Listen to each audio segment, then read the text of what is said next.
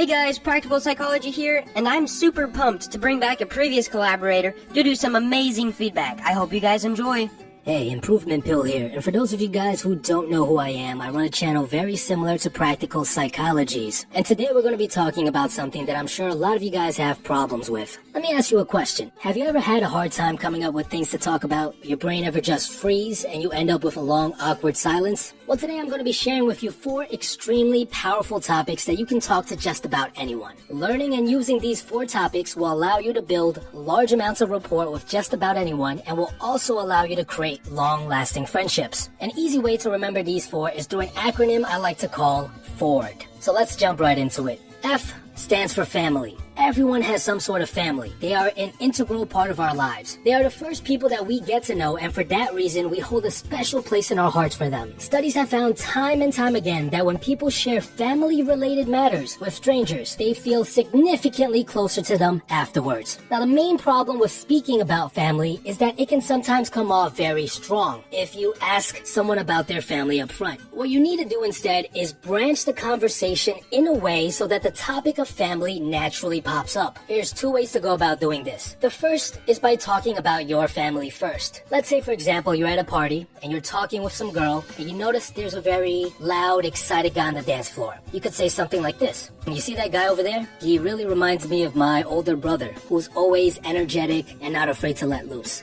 I feel like older siblings are always like that. Do you have any siblings? By saying something like this, you direct the conversation towards family, and you also make the initiative to open up first. This gives her an opportunity to talk about her siblings without having to have her guard up. If she doesn't have any siblings, you could say something along the lines of, "Oh, do you ever wish you had one?" Again, the conversation is redirected towards family, and the transition seems smooth. Now, the second way to get someone to talk about their family is by using what are called non sequiturs. Basically, assumptions that you make about someone. For example, let's say you meet someone new at the bar. You can say something like, "You know what, you look like you come from a big family." Non sequiturs like this accomplish 2 things. They create a sense of curiosity, leading to questions like, why do you think I come from a big family? They also sometimes cause the listener to correct your statement. Maybe they don't come from a big family and they start talking about it. Maybe they do come from a big family and they go into details about it.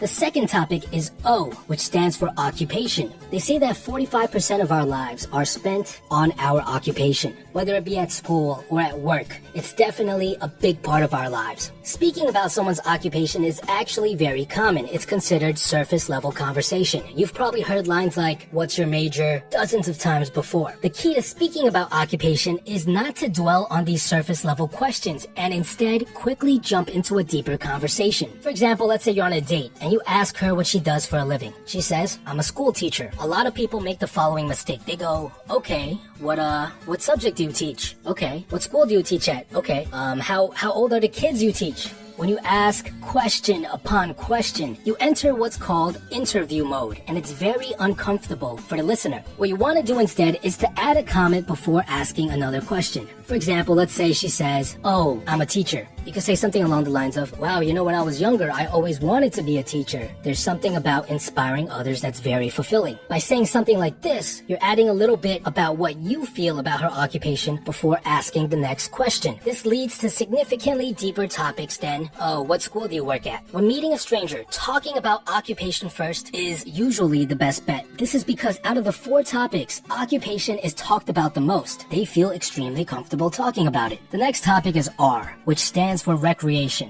Everyone has some sort of recreational activity. It could be an interest or a hobby. Sometimes it's even something that they're very passionate about. Similar to talking about occupation, you want to ask surface level questions while adding comments in between. An easy way to lead a conversation into talking about recreation is by simply asking, "What do you like to do?" Yes, I know it's cliche, but it works very well. Recreation can sometimes be a little bit harder to talk about than occupation because oftentimes you'll meet someone who likes to do something you know nothing about. Don't worry, because in these cases, all you have to do is approach the conversation with the following mentality. Why is this activity so exciting for him or her? Let's say, for example, you meet someone who tells you they like rock climbing, and you've never done it before. You could say something along the lines of, "Oh, that's cool. I've always thought rock climbing was an interesting sport. Why do you like it so much?" Questions like these really make the other person feel like they're being listened to. They also allow the other person to really dive deep and explain to you why they enjoy their recreational activity as much as they do.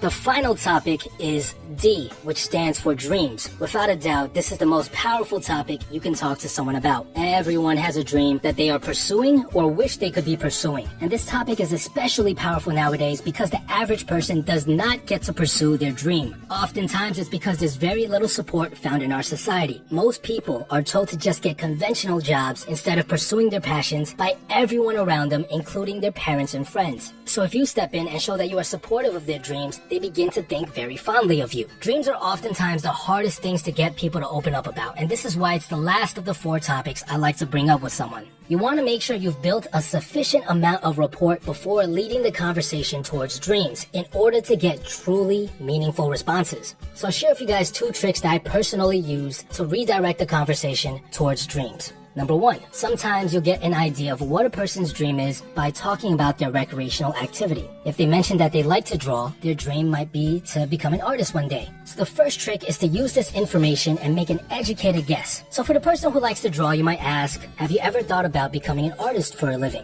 And as you can see, this can easily lead to a deeper conversation. Now the second way, my most favorite way to get someone to open up about their dreams, is to talk about the bigger picture. Now, what does that mean? Well, sometimes I'll be on a date and I'll be walking with a girl through a park and I'll just look at the night sky and say, just look up there. The universe is so vast. It's so big. I feel like our lives have more meaning than just working a 9 to 5. You ever dream of accomplishing something bigger than what you're doing right now? Yes, it's super cheesy, but again, it works. It redirects the conversation to dreams. I also like to ask questions like, what's something you want to do before you die? I like to make the question relevant to the things happening around me. Maybe I'll be at a bookstore with someone and I see a biography of someone who's passed away. Or maybe I'll be on the bus with someone and we'll drive past a cemetery. And there you have it. These are the 4 topics that you can talk to anyone about. These are the same 4 topics I used back in the day when I was a door-to-door salesperson. In those days, I was forced to build a large amount of trust with absolute strangers in under an hour and convince them to give me their social security number for credit checks and their credit card information for the actual purchase. So I can swear by these 4 topics. If you guys enjoyed this video, please check out my channel, Improvement Pill, for more similar concepts and ideas. Leave a comment below if you'd like more of Improvement Pill's stuff on this channel. And go check out his videos if you haven't already. They're freaking amazing. Thanks for watching and subscribe for more.